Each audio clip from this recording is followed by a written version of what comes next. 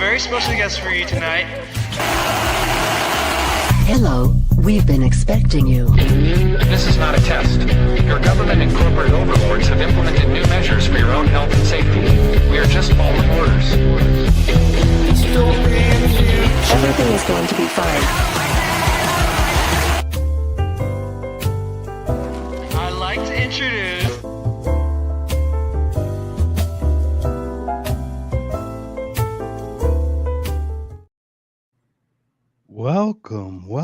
Welcome everyone to another If by Whiskey. How are you, Jason? I'm good, man. I'm jamming. I like the piano. Dude, Nothing happened in between the piano clip.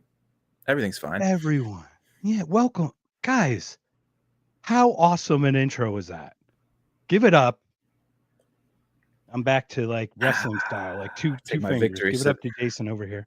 Take a victory sip, my dude. You got to take a victory lap. First of all, we've already got a handful of people on both the Rumbles and the other one, all the X's and the Twitters and all that. So thank you for joining us. That intro is so cool, man. Thank you so much.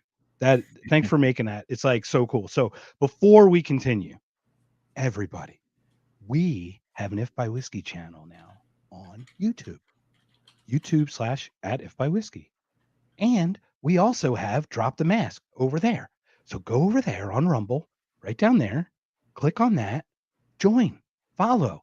Jason has some banger conversations with people, and he's got intros. So, sir, I leave it to you now. I've talked and introed enough. I'll start pouring while you start talking, my friend. Not much going on, man. I don't know. Socially awkward podcaster over here, just trying to make something happen, trying to get the message out. That's really all I care about. Yeah, it's funny because we talk about the message, right? And if the message increases, that means somehow we get our fame increases, right? Or we get more notoriety. But that's not necessarily Somebody what we're looking notarize me. I don't know if I'm real. Notarize us, yes. But it's weird. It's an awkward thing because it comes with the weird territory of I just want the message to spread, and then someone's going to slander you and try to knock you down. It's a weird cycle. I'm watching it happen with so many people. Dude, what is going on in the what happened since this election? Everybody who got one thing totally right during the last 5 years has gotten everything else wrong in the rest of their life. Alex Berenson, did you watch any of that, my friend? I did. I watched about 15 minutes and I just had to turn it off because it was so sad. Like, I don't even like Alex Berenson, but man, I felt so bad for him. He did horrible. It was just a slaughter. That was worse than the slaughter that Israel's doing to Gaza right now. It was pathetic. Absolutely pathetic. It's just like, so I'm piggyback on that. First of all, Roman also contributing to the music.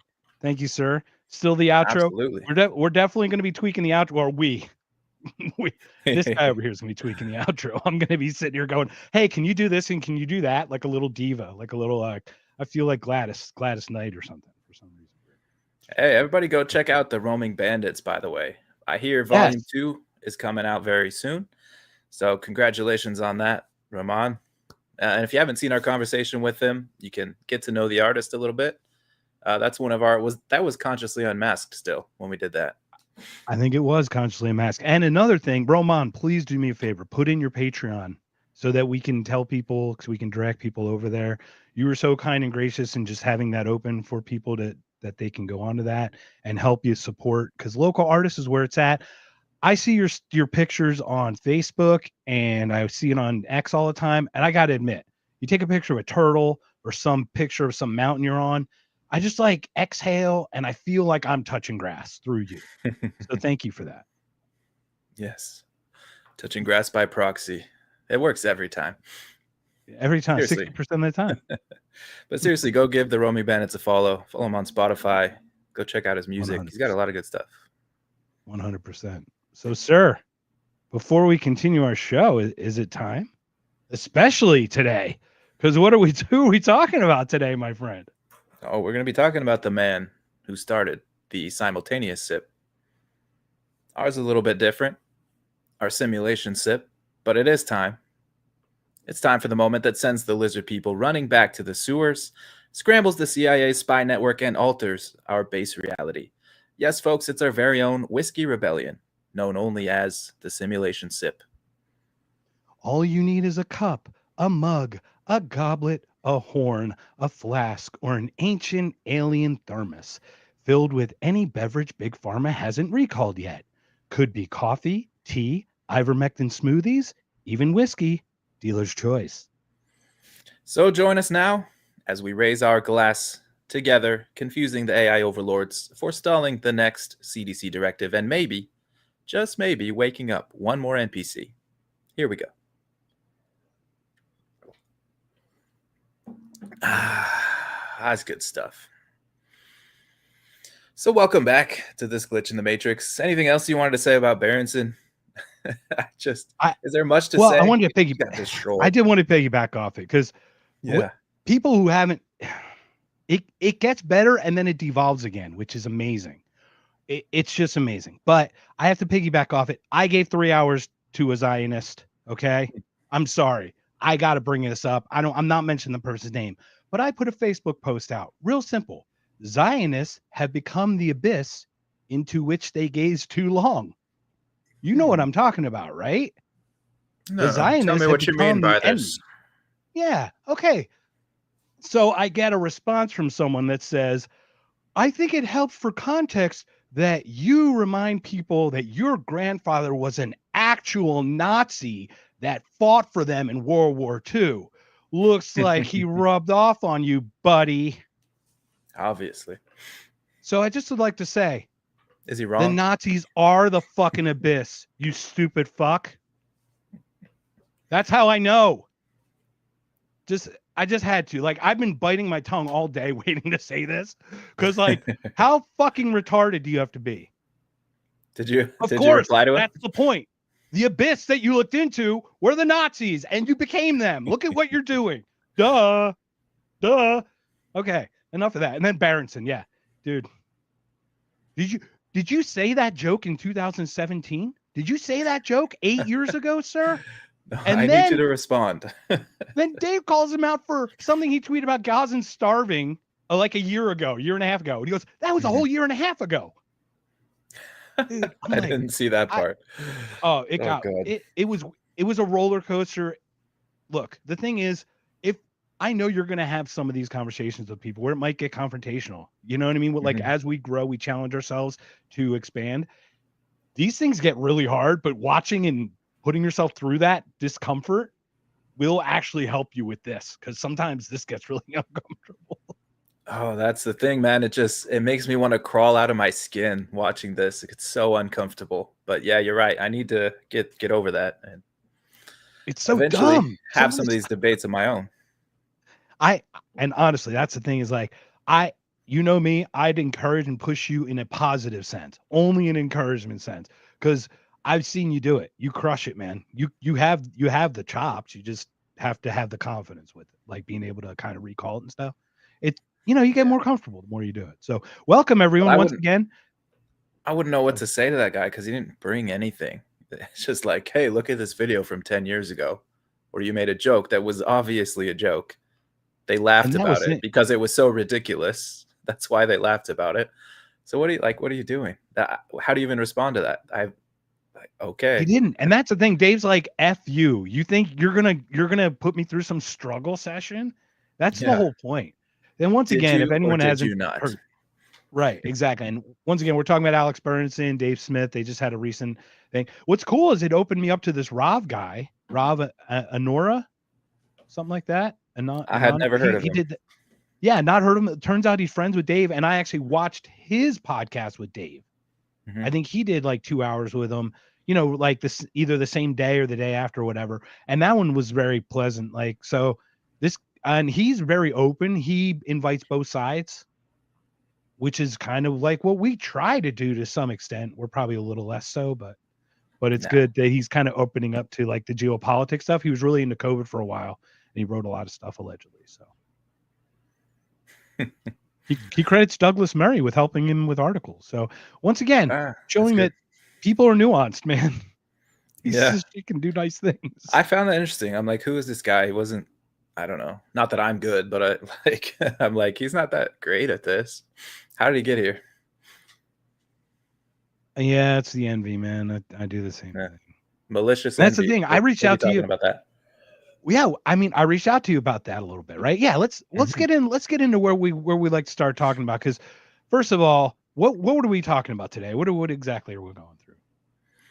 Well, we had this one in our back pocket for a while. Scott Adams went on Jordan Peterson's podcast about a month ago, I think, and they talked about all kinds of cool things. We make fun of Peterson a lot, and Scott Adams does not get everything right. We know that, but interesting conversation, touching on a couple of the topics that we have talked about, and maybe one more that we haven't, that would be interesting to discuss. So it's a nice jumping off point, I think. I love it. Yeah, it's a really good jumping off point. Once again, it's Scott Adams. It's the same thing. It's like he's calling out COVID people for getting it right for the wrong reasons. I'm not a fan of that. I'm sorry. I'm one of those people who I'd like to somewhat say I really struggled trying to answer all the questions, but you know what I mean? Make the correct decision, not just the gotcha political decision. Like I wasn't playing that game. So that's one of them. But his recent one with the CIA about trusting Trump, that one got me a little bit too. But yeah, So the what are thing we gonna about Scott, start man, he will take something and kind of agree with you, but he'll turn it around so that it just makes you mad, and you get mad, and then like you go on and on and on, and then he'll explain it again, and you're just like, oh, yeah, I see what you're saying. You're kind of right. So eventually, maybe you'll get around to maybe. Well, he's Scott not Adams was wrong. right. Yeah, He's not wrong when he, like, for example, the thing I don't have the clip, but it's basically him saying you have to trust Trump here because that's what you voted for. And he's like, that's what people do. He's like, I mean, he's just kind of calling out the tribalism as it is. Like, he's just I think that's what he's more doing than agreeing with the tactic, I guess. But it's really hard to tell because he has such this way of perception and just explain. It's a beautiful thing. It's great watching. Yeah, the way his brain works, the way he looks at stuff, that's the reason why I got hooked years ago. That's the reason why we do this simulation sip in honor of Scott Adams. 100% honor. Hope he sticks around for a while. He, if anyone doesn't know, he has Looks like he's getting better. He actually looks really better recently. Yeah, he seemed like he's doing all right. So good news. All right, so he's out here feeding Gordo now. That's the turtle that we met with Roman. Say hi for me. Yeah, Dave. Hey, we got to get Dave DeCamp and Roman together because they both have some kind of weird turtle. Not weird, sorry.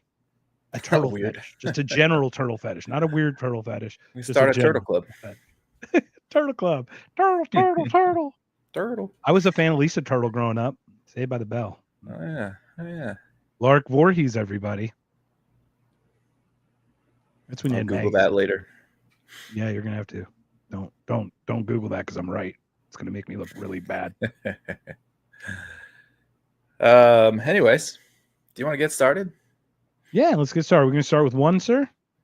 Yeah. So to start out with, just to set this up a little bit, this was before they got into the simulation, affirmation type things. They're talking a little politics, just kind of what's going on lately.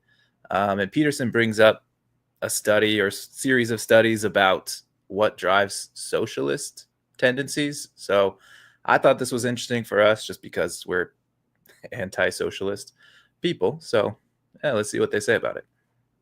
Yeah, sir. Here we go. Yeah, I wonder, I read a couple of, there's 3 now, I think, psychological studies about, for example, about motivation for income redistribution so that you can place them on a continuum in relationship to their support for that idea. And you can do that relatively carefully, so it's a stable measurement.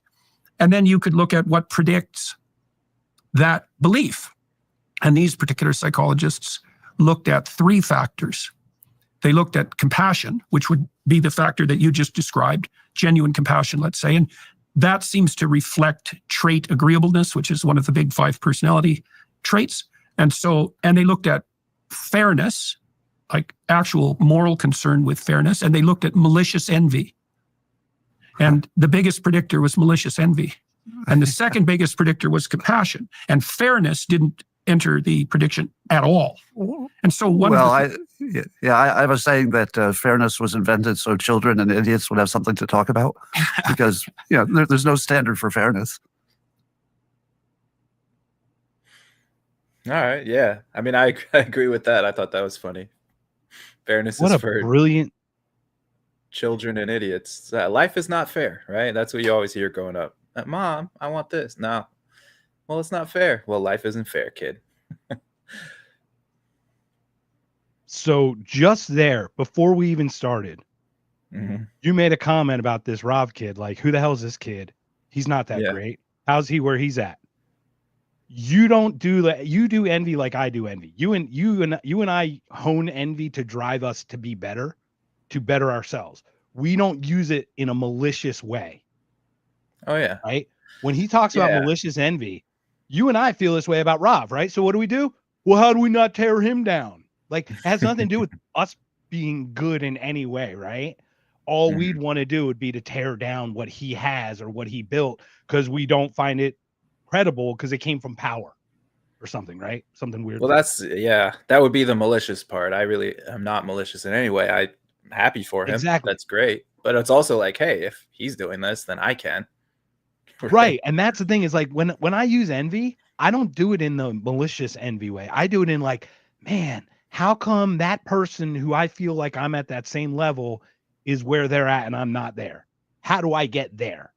It's not like, how do I tear them apart? You know what I mean? Like, and that's the point, is we use it as in a positive driver. So I think actually envy can be used in a positive way, for sure. Yeah, and then again, I don't expect fairness. There's all kinds of factors that go into it. Maybe he knew somebody, he got connected through an old school buddy that he randomly bumped into, or he happened to meet Dave, or he bought his way in. Who knows? We got Chris on. Hey, Chris. Sir, what's up, buddy? I wasn't able to switch out my Billy Joel. I apologize. He should go right there, or right about there. He should be where Travolta's at, but I didn't have time, so I apologize. I'll get back to it, I promise. So yeah, and then what about compassion? How many times have we said they weaponize your compassion against you? Yeah, I'm sure that there are compassionate people that drives them toward, and then they see, okay, here's a mechanism we have to redistribute things more fairly, and everyone can have what they need, and that's compassion to them. But of course, you and I know that is completely backward, right? Right. And some of our compassion is they use that. They become the squeaky wheel to drive CRT, DEI, certain initiatives that we're like, what, certain agendas, right? And you're like, we're just trying to be kind and polite and agreeable, but, give an inch, take a mile kind of thing. Like, there are points where this agreeableness does not work. And we've seen it how many times? Compassion for your protection, for the safety. Let's take away whatever. Like, there was a football player. I don't know the whole story, but he was driving to the gun range and had 2 guns that weren't legal in California. Driving to the gun range with 2 guns. Okay. Okay. They're not legal. Like, 2A has nothing to do with the state of California. It's so crazy. You know what I mean? Yeah, of course. Yeah. We know the state's going to mess with all kinds of things. They're not going to follow the rules. And Travolta's all right. We're okay. Right. And he's pointing a gun at my head. I feel like he's a Mossad agent, and I'm just trying to talk shit about Zionism. I have thought about that before, but it's been a while. Epstein, he did, he killed himself. He did. Yeah, he did. I'm sorry. Oh my God! By the way, did you see? Is that what you were posting about? Was Trump saying that any states boycotting Israel or something are gonna not get federal aid, or I don't know what the deal was? Yeah. So FEMA, there's like $1.9 billion worth of federal aid. Obviously, it can go out. So if you have a state emergency and you have any kind of boycott, divestment, or sanctions on Israel, your state could not get those funding, might not get that funding. I'm really trying to keep a neutral stance on this and be like, okay, not everything is Zionist, not everything is Israel, guys, because it does get too much. But then when you see stuff like this, and then also like Randy Fine and Mike Johnson and Trump over JD Vance over in Israel visiting, touching the wall, putting on the hats, doing their prayers. It's just, I don't know what that is. I know it's like a religious thing. I mean, I know what it is, It's but not religious.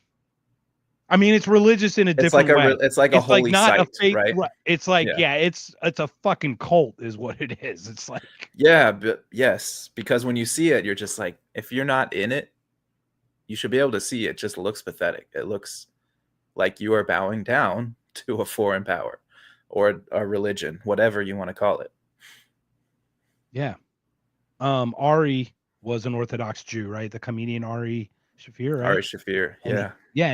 And he escaped. Like, he talks about just obviously once again, the everythings. It's not like anyone's the everythings. I'm just talking about he escaped a sect of Judaism that he found very interesting, that he found tyrannical. He has a whole special. I think it's just called Jew.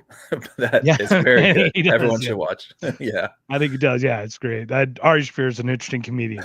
He's It's really good. He's either loved or not loved. I don't know which way that goes sometimes. But Ari's good. I actually saw that one live. That was good. oh, you did? Oh, Yeah, that's so cool. Where'd you see it? Tempe in or- Portland. Portland. Nice. I was visiting my friends there. That's back awesome. home. Congratulations. Yeah.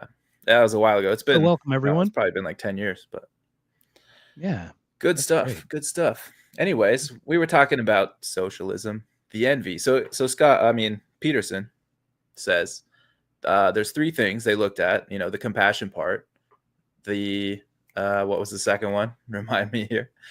Malicious envy. Malicious envy is the third. Oh, and then Fairness. the stupid one. It was fairness. Which Compassion, at all. fairness, and malicious envy. And he says they found by far malicious envy is the number one predictor of people who have socialist leanings. So very interesting. Mhm. Not It surprising. makes total sense. Yeah.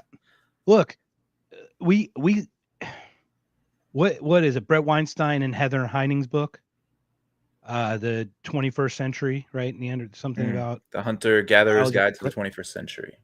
exactly. We are not caught up to our technology yet. You know what I'm saying? Like Yeah. when we get this kind of abundance to this level, there's still greed and like hoarding and not enough. Regardless, it is a like base reptilian part of our brain that we need to get over. Yeah, and I listened to, I don't know if you know Tom Bilyeu.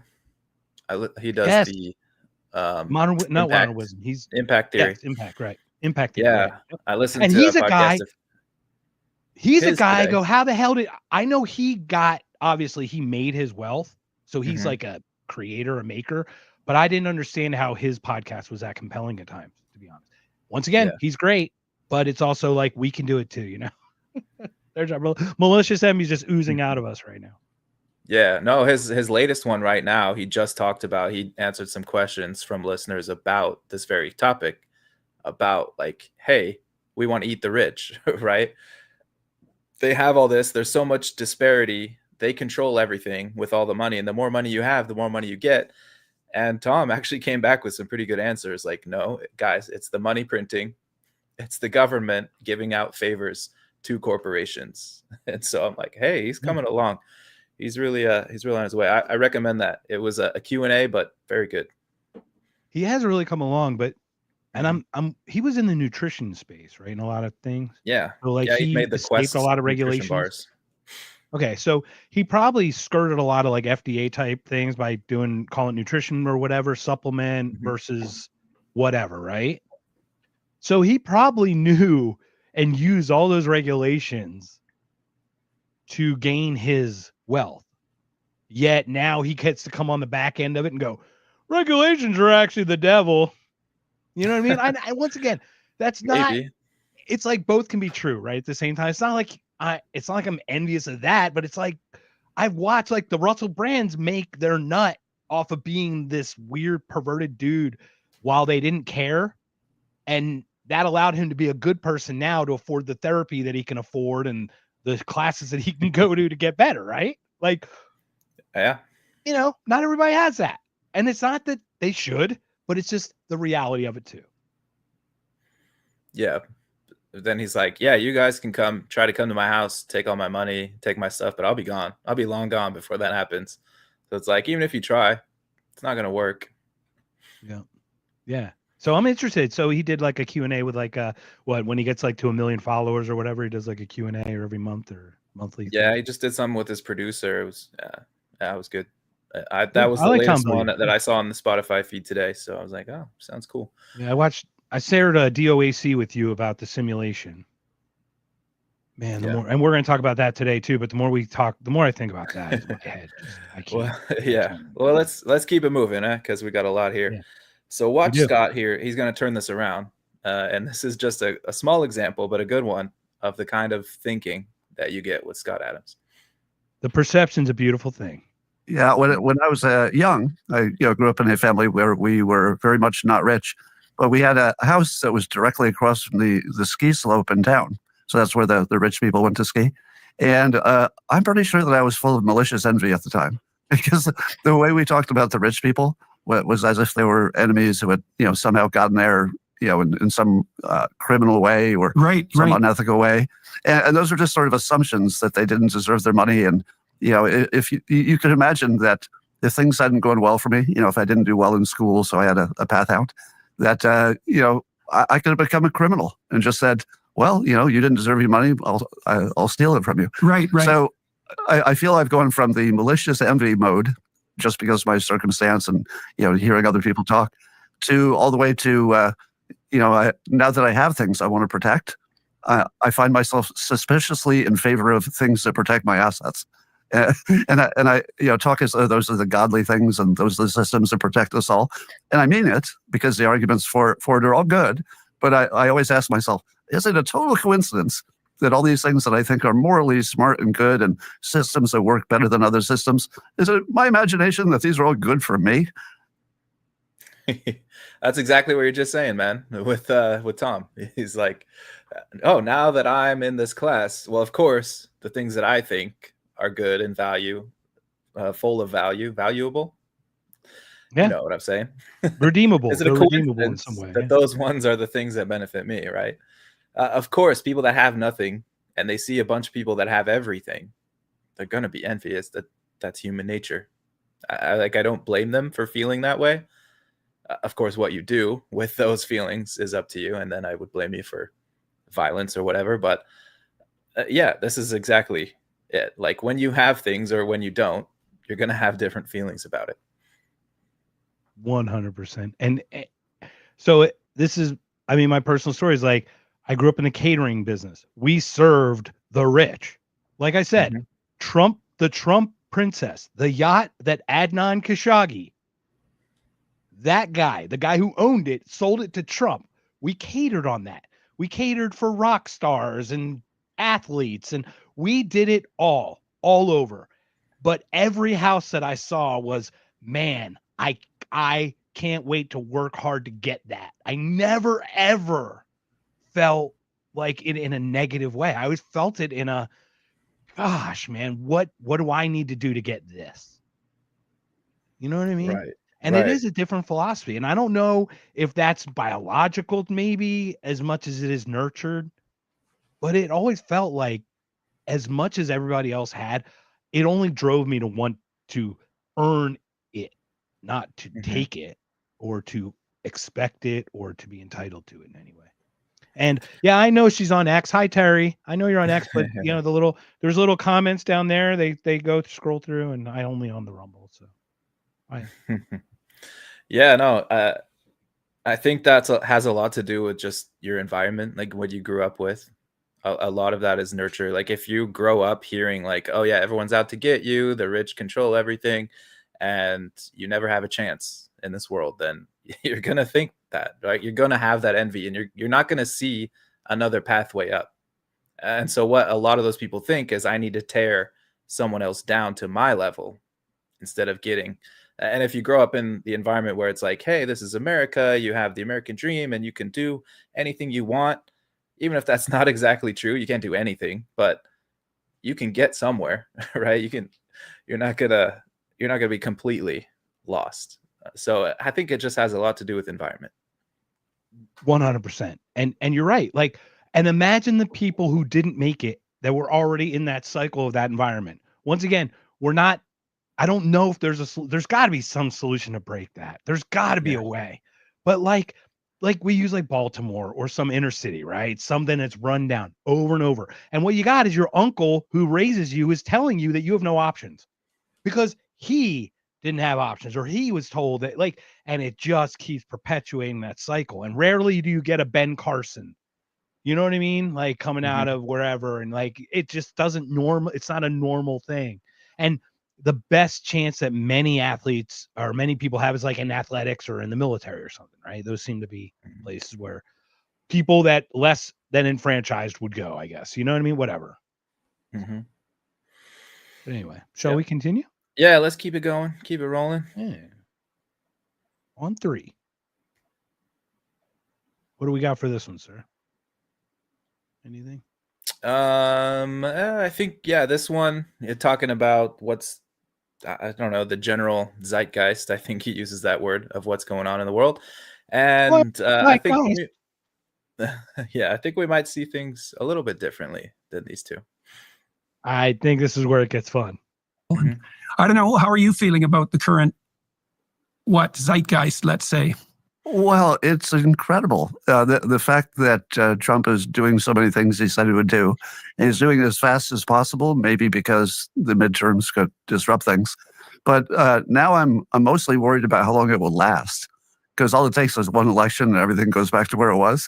And, that would be pretty intolerable to me. But at the moment, it just feels like nonstop, goodness. I saw people were trending the golden age has begun this morning. So the at least half of the country thinks things are great. And then I see the other half, I like to call it 2 movies on one screen. The other half of the country thinks they're living in some kind of, nightmare hellscape. And I wake up every day and I think, oh, where's the hellscape part? Awesome. This is very, very fascinating because people that support Trump, like you said, are very much, oh yeah, he's doing so many good things. Everything is great. This is a golden age. That's what's going around lately. And I'm looking at it and I'm thinking, where's the good stuff? Do you see? Am I wrong? Am I crazy? Do you see it? Because I had some hope coming in, like he was saying some good things, but all the good things he just put on hold. Everything that we thought like Kamala Harris might do, or the deep state might just do anyway. That's what's been happening. Like going after political opponents? Going after political opponents. Well, the government has a big new source of revenue. I don't know if you heard that. So is that what we're talking about? Which one? The tariffs. Yes, tariff revenue. Tariffs, my favorite. Everybody pay more, bitches. Mexico's gonna pay for it. No, we pay. You guys do not. Henry Hazlitt, chapter 11, Economics in One Lesson. Read it, study it, know it.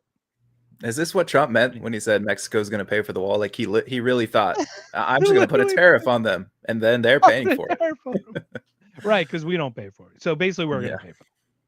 So yeah, to your point, we can talk immigration issues all day, but I will say I have compassion for the Home Depot guy sitting in the parking lot who wants to feed his family back home, and this is his only way. He sees that he can do it. And he hasn't hurt a good goddamn anyone. He hasn't touched a soul. He just puts his head down and goes there every day. And rounding those guys up, low-hanging fruit, while you add $100 billion to a federal police force. Like, this is it, Jason. It's like the weirdest thing. It's like cracking the code. It's like cracking the Rubik's Cube. The Democrats push for an agenda. The Republicans fight it. And you think the Republicans don't want it to happen. But no, the second they get the power, because you thought they'd fight this thing, they actually implement the thing. Let's go back in history, everybody. Just now, federal police force, ICE, $100 billion through 2029, including facilities, training, actual people on the ground in your home violating your amendments, violating your rights to look for illegals, right? So that we do that. We go back. You gotta do Patriot better, Act, Republicans. right? Patriot Act. That was under Bush, another Republican, to surveil us, right? While they wanted to do it the whole time, and the Republicans just implement the thing that the Democrats push for because we think they wouldn't do it. Like, how lucky are we that the big beautiful bill doesn't have that AI thing in it about decision making? I can't wait to talk about that with William when we get him on. But I'll stop there. But dude, this is, I mean, it's just like you go from 0 to 100 because the possibilities are like scarily endless. Yeah, that's a big thing. That's Republicans have to be better. Like the people that follow Trump, they have to see this and call it out instead of being like, well, Trump did it, it's great. but that's what you have. And then to tie it back, like what you were saying, this is really people seeing two different things on the same movie screen. And that's what one of the things Scott Adams, I think there's three movies on the screen. Yeah, That's Scott Adams actually is famous for this phrase. I don't know if he coined it per se, but he says it's it all the time. It's kind of like Plato's Cave. I mean, it's very off of that. Yeah, but he really did popularize it. Yeah, so it's we're looking at the same thing and we're seeing totally opposite. So there's left, there's right. Do you think libertarians are like a third? You said there's 3 screens. Is that the third screen? I think it's a reality. Whatever the reality really. I mean, as close as it can be, right? Like between those two extremes, there's the real world that we're living in. I don't agree with a lot of Trump stuff, but he's definitely made action, and we'll take some weird action over the last 5 years or last 4 years of demented inaction, or unknown, even who's not even knowing who's pulling the string. Like at least now, like Trump's like the figurehead. He takes the fall. This goes to shit. Like Biden is like was a puppet for 4 years, walking like stumbling through the world. It's crazy, right? So I don't know, but I mean, obviously Kamala wasn't going to make anything better. I just don't know how much worse it could be. I mean, Ukraine's still going on. Gaza's turned into a parking lot. All the things we're going to end aren't ending. Tariffs, we're paying. And what tax breaks? Really? Tax cuts? Come on. Really? With a deficit, we're not going to talk spending cuts. We're going to talk tax cuts. Yeah. Terry says non-political facts need to be the primary screen. Yeah, that would be awesome. The problem is everybody has their own filter. Like even if we try to stay neutral and say we're not on either team, we still have a filter that we're looking. We're on a team, right? Yeah. We have a filter. Like our filter is almost pure liberty to everyone's demise. And that's actually pretty faulty. Like I'm not going to lie, but the more there's never going to be that perfect or that whole system. So us pushing toward it is better than not pushing toward it, if that makes sense, right? Like we know that I don't know how pure that could actually work, but I'd rather have it be more free than less free and be a little more messy. I like the messiness. Right. At least have that as your starting point for negotiation. So if you say, okay, right, we're going to have Ukraine, 100% government or 0. My position is 0. Now, what do you got? Where can we get exactly to? You come in at 63. I definitely got to get it below that, Yeah. Okay. I'll give you 1. We got a bunch of people joining us. Come on, bring them up. Who we got? That's pushing it. Hey, William, welcome. He said freedom and liberty doesn't flow from DC. Solutions are not routed through DC. No. Well, it's passed through that military industrial complex thing. It's like just outside in Virginia where all like the $3,000 suit guys get together and they all talk about that's where it all happens. Yeah, it's just outside DC. Yeah. It's like a Tupperware party. Who wants to buy these missiles? You get a missile and you get a missile. Think of all those jobs, William. If we didn't have DC making those decisions, who would we pay to build weapons to bomb other countries? Come on. Think about Boeing's planes blowing up somewhere else other than South Carolina, and Lindsey Graham's weapons being built other than South Carolina. So you're saying you hate jobs. All right. Sir, what do we got next? All right, we'll keep this going. So I don't know where do you fall? Because they were talking about Scott says, hey, I think this is a golden age. Some people say it's a hellscape. Jordan says he does think that there's been a hellscape, at least in the past, maybe pre-Trump, maybe in the 4 years between the Trump administrations is what he's talking about. I don't know. But yeah, let's hear from him. Let's do it. I think I have some agreement with Jordan a little bit. Oh, so this is it? Am I on the right one? Number 4? Yeah, number 4. Yeah. All right. Yeah. Here we go.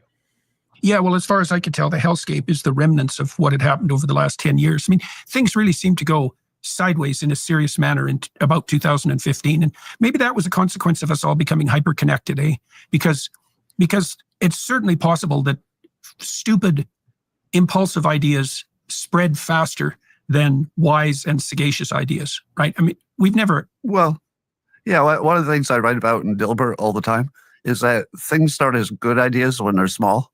Yeah. Do you remember when there was a big fad of re-engineering? And, there's a book on it and everything.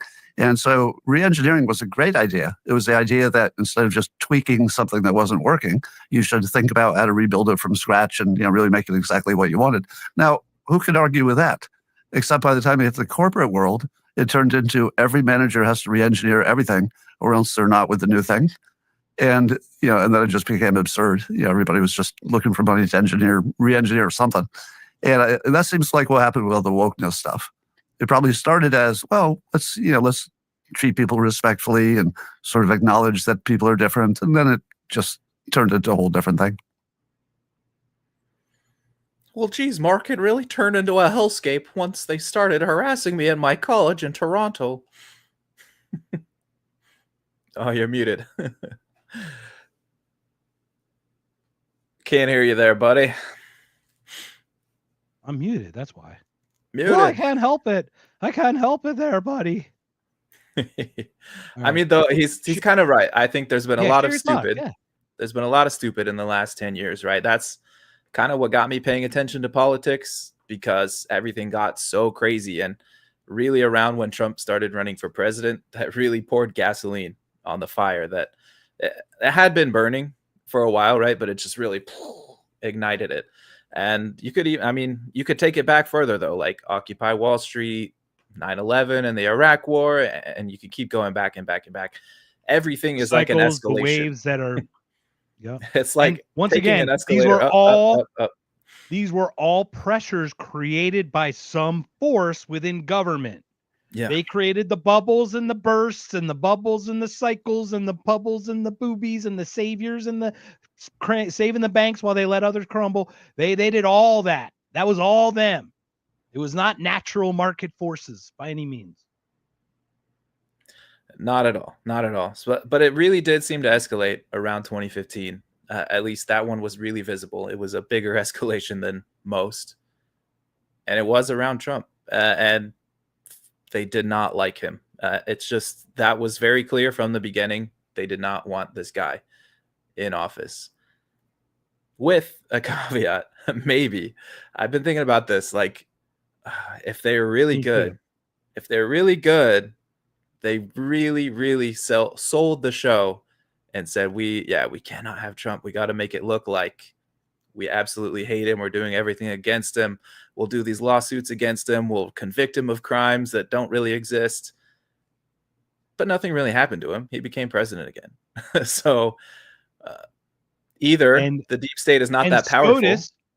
SCOTUS, the people that he, 3 or 4 of them that he put in power, are saying president is absolved of any fucking crimes anyway. So let's go after Obama now. You can't.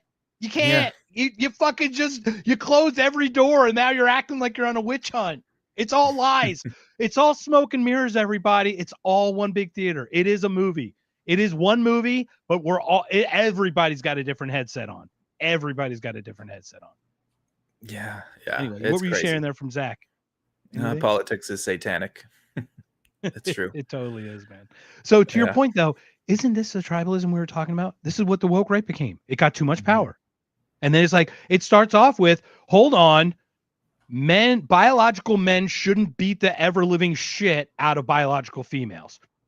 Like, that's literally where the anti-woke shit started, really. And now we're at, like, Sydney Sweeney's a Nazi and she's got good genes. Like, what Yeah. the fuck happened? Like, where did we go? Like, Yeah. seriously, what happened? And Chris, to Chris's point, Chris is on there. He mentioned earlier that like MAGA's like adopting Nazi stuff like cutesy, like the salutes and the Heils and all that. And you're like, that's where you get dangerous, because it starts cute. And next thing you know, you're in that shit holding the fucking torch, and you're going, how did I get here? And how do I I know get out? a lot of it is trolling because of the overreaction about it. It is. But yeah, I don't get involved with that. It's silly. No, but we don't. But these people are knee deep in this stuff, man. How often do you see these people just tweeting all day? But that's exactly where they want you. They want you fighting each other. They want to put these issues that don't really matter on the grand scale. They want you fighting each other about them because it gives them free reign to do whatever they want when you're not paying attention. Non-mattering. That's exactly what it is. So, everybody, welcome to another If by Whiskey. We're talking about Scott Adams with Jordan Peterson, having a great time here. We got a bunch of people on Rumble. We got a bunch of people on X. Do us a favor. Go down there, click follow. Go on Rumble. Jump on Rumble. That's a big chat. I know Terry's on X, and Terry's awesome, but Rumble's where I would like to think it's at. People like us on Rumble. We got Zach on Rumble. We got everybody. Oh, there we go. So there it is. Let's share some Terry story right there. Oh, she said, me either, Jason. That's just stupidity at its finest. Getting involved with the nonsense. Yeah. Good job, Terry. Yeah. And Terry, we were talking about that today. I think we're not trying to get embroiled in this stuff. You just want to see dolphins and coffee cups in the morning, don't you? Yeah. So yeah, to take it back to the video, another interesting topic in there is like trying to adopt a good idea that works on a small scale into this big one-size-fits-all macro strategy. That's the dangerous game, and that's the game of government, right? And Scott's not a libertarian, but this is a foundational concept to the libertarian philosophy, right? To when it comes to governance, try things small. Don't have one institution running everything, because that's obviously going to suck. If you must have some kind of structure, some kind of order, do it small. That's the best way. Yeah, and to that point, I think is constant transparency and like regulation, not regulation from an outside force, but like an internal self-check, like that a self-correcting mechanism, that it doesn't get out of hand in this weird way. Because how many times have like concepts just absolutely gone into like the Chicago Teachers Union, and now it's just festered in the school, you know what I mean, in education. You're like, how did that get in there? So there's a lot of steps to it. There's definitely a lot of steps to it. Yeah, for sure. William says more proof that decentralization is a solution, and small starts at the individual. And this is also the thing. If you have 1 million small places and 100,000 of them don't work, okay. But if you have one centralized piece and it doesn't work, dun dun dun. Think about that. Just that's the concept, right? You could have 10% of it not working, or you could have all of it not working. Which one would you rather choose? Right. Oh, let's take a quick ad break. Let's mention our sponsor, Legacy Right, rumble.com. Legacy Right channel. Go to Technically Trek takes over the Rumble. After these guys, after us, after Mark and I are done, go take a break and go check out the Legacy Right. They talk about all kinds of stuff. They talk about everything. And they have troubles with tribbles. And they're talking about Star Trek. So if you're a Trekkie, that is for you. You should go check it out. Trekkie with a libertarian bent. Is that what it is? And before it is, well, this is the thing. The crazy thing about Star Trek is it's probably the most communist thing you've ever seen. The thing is, it's actually really libertarian because people strive to be better. So there's like a self-responsibility to it as well, right? Like, even, I don't know, it's hard to explain, but I don't see humanity being net like self-responsible. I think it's at least at best 51-49 the other way, which makes it impossible, if that makes sense. Yeah, for sure. For sure. Well, anyway, only 20% to disrupt. So Yeah, I think we don't need to really focus on the woke stuff. That was kind of an introduction. You get a taste of where they're coming from politically and philosophically. But we're going to get into some interesting stuff away from politics, into hypnotism, affirmations, using your mind my to friend. guide your life to where you want it to go. So we talked about simulation theory before, and this is kind of tied in with it. But Yeah. again, interesting topics. I think Scott's probably maybe not the first one I heard about simulation theory from, but he definitely like opened my mind to it. Like it's a possibility. So yeah, interesting guy. Yeah, well, it's interesting. When would you say he brought that up? Because I Oh, am not. I've been admirer of Scott, but I haven't like watched him. Like he really inspired you in a lot of ways. Where I liked him, I just wasn't inspired. I was inspired a little earlier, even. yeah, this was like 10 years ago when I started watching him. Okay, so Yeah. yeah, so this is like that's Nick Bostrom time. We're talking like Rogan early days too. So Mhm. so okay, it's just interesting because once again these things overlap. Like we see Venn diagrams of where people, and I do think Scott's got a lot of things. And once again, William is in chat. We are going to talk AI, William. We're going to talk simulation. We're going to talk all this cool stuff. But I am going to give it up to Peterson right now. Hold on one second. Here we go. And then you stopped being sensible, and then something impossible happened. So, and then you made an allusion to that. You said you had experiences that were so off kilter, let's say, that it made you doubt the structure of the world. So, hey, man, elaborate on that. So I took a class in hypnosis when I was in my 20s because my mother had given birth to my little sister while being hypnotized because my family doctor was a hypnotist. And she reported having no pain and being alert and essentially awake, but still under hypnosis while she delivered a baby without, she said, without painkillers. Now, once I got older, I started to doubt this story, whether it was true. But in the meantime, in my 20s, I signed up for a hypnosis course. And one of the students was into something called affirmations. Now, most people have heard of it, but the way it was described to me was, oh, there's this book where if you just write down 15 times a day what you want, this magical coincidence stuff will happen. And I thought, I'm not really a believer in anything magical. But she kept saying, well, it doesn't cost anything. It's easy to try. It worked for me. Some lover from my past just appeared magically when I affirmed it. And I thought, all right, well, I'll give it a shot. And long story short, I picked some things which, according to her instructions, I picked some things which I thought were highly unlikely to happen on their own, such as a relationship that was, with somebody who was way out of my league at that time. And it happened.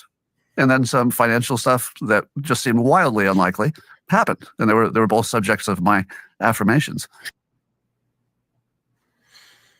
So, guys, if you're not familiar with Scott Adams, he has books and he's talked about this a lot, but he's had some really crazy experiences and things that have happened to him that should never probably happen to anyone. So when he talks about affirmations, which is basically just saying like over and over, I'm going to do this, or this is going to happen to me. And you repeat it daily, every 15 minutes. I don't know how often you have to do it. Yeah. William says, reframe your brain. We had that one right here. Reframe your brain. Scott Adams is awesome. Definitely. So he's not just bullshitting, but although some people I'm sure have done this affirmation stuff over and over, tried so hard, put all their focus on it, and nothing happened, right? So what do you think about it? Do you think it's a legitimate concept? Do you think there's anything to it? I actually do. I'm saddened to think because I've shared how I feel about myself and how the imposter syndrome and the lack of confidence, whatever it is, like something's holding it back, even though I feel like we're affirming to ourselves that we're pushing forward. You know what I mean? Mm-hmm. So it's definitely internal. You have to actually this is where I think the religious part got it right, is the letting go. I think you have to affirm, but you have to then let go to what happens. Like you can't fight nothing, force nothing. Mm-hmm. Like there is a second layer that Scott has. And it makes me wonder, I've shared visions I've had. Did I make those things happen when I saw them? or did I see them happen? Like I do play is there a causality there? Because I'm like, why would I want to cause that action? The things that I've seen. Mm-hmm.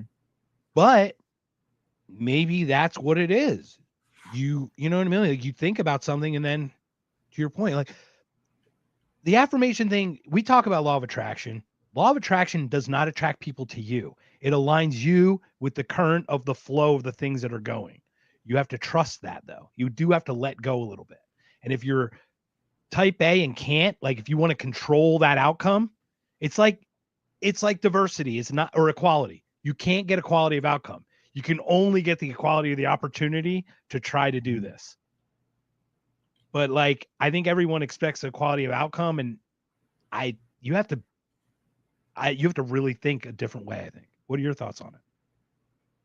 Absolutely. I think the people that are successful, like super, super, super successful in life, have a completely different mindset than almost everyone.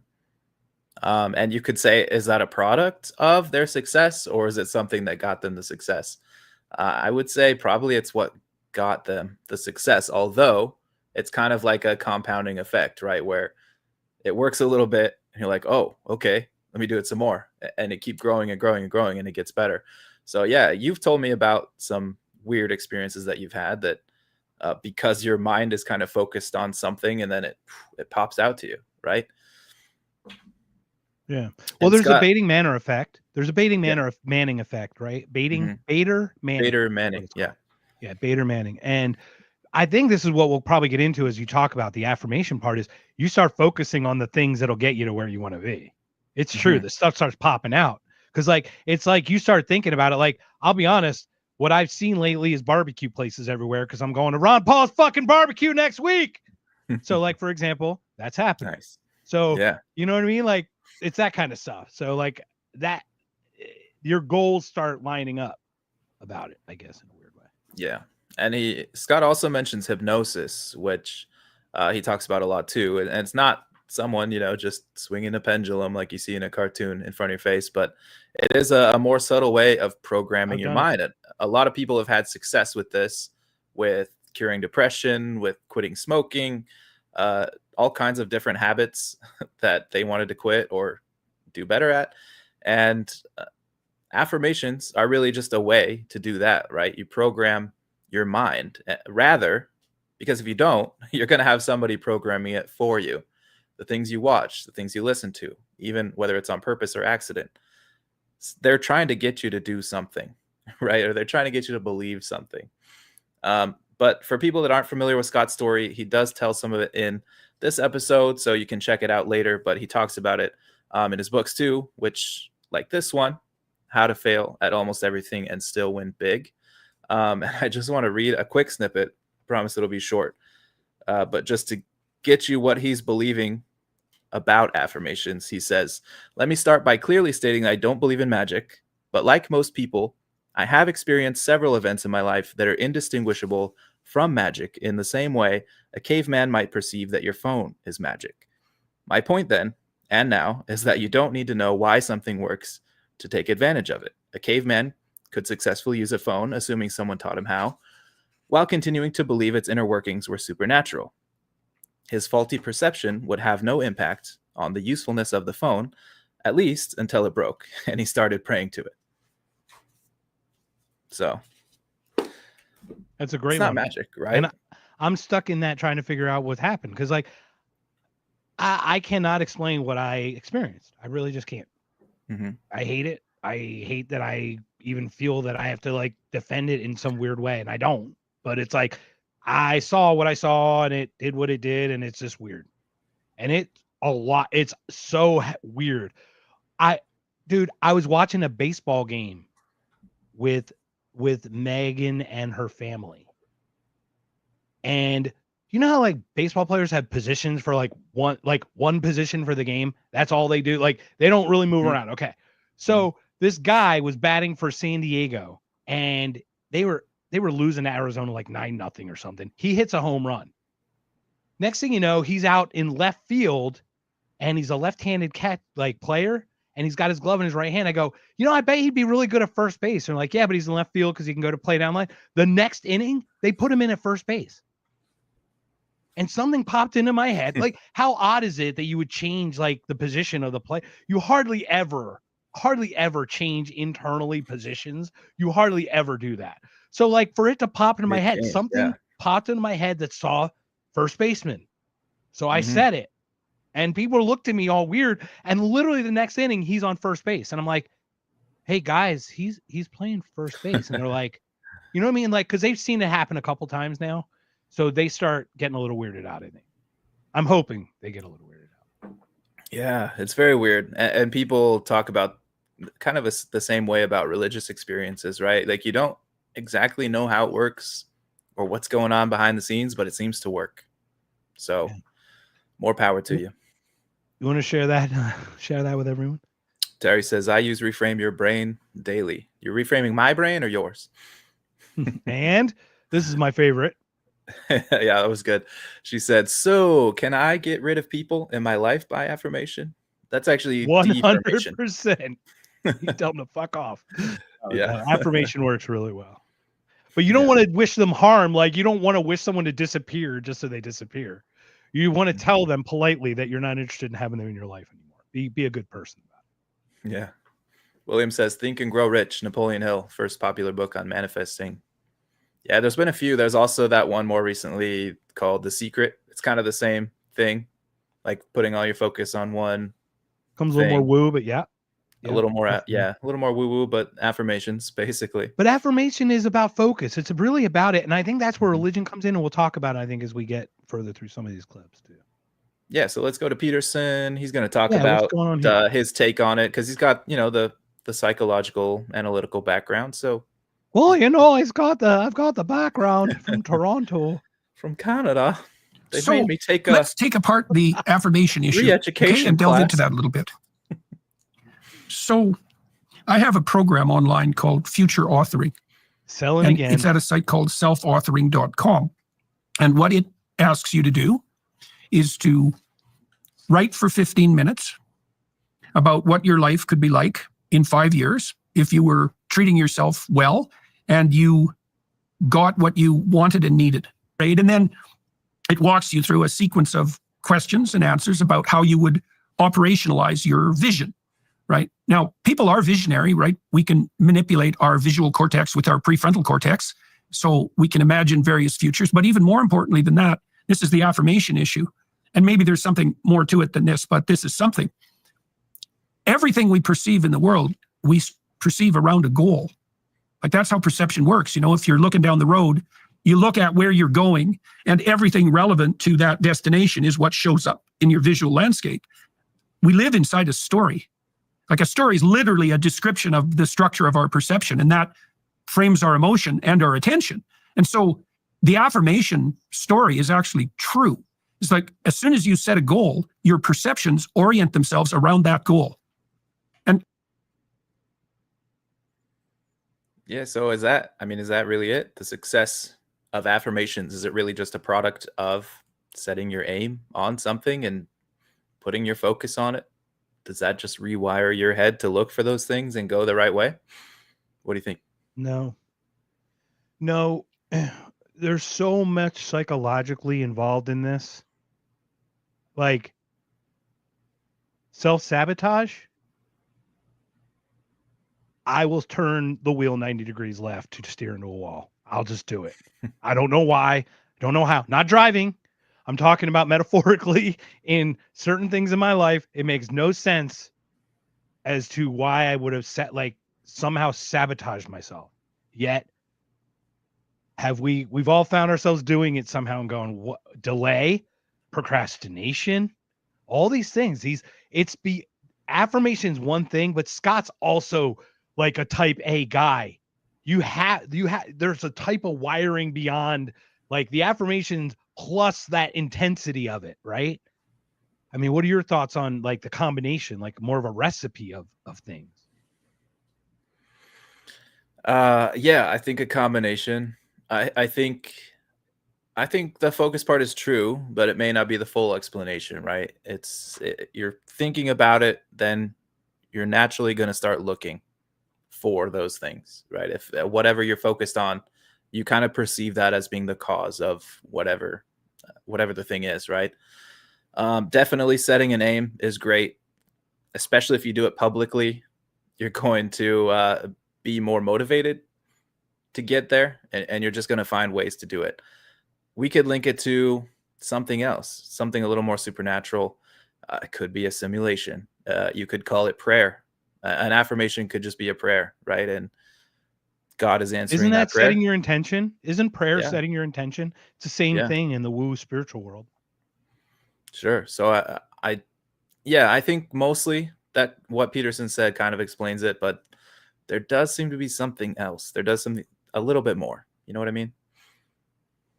Yeah. So a couple interesting examples I can come up with is when we talk affirmations, dating was a big thing for me. I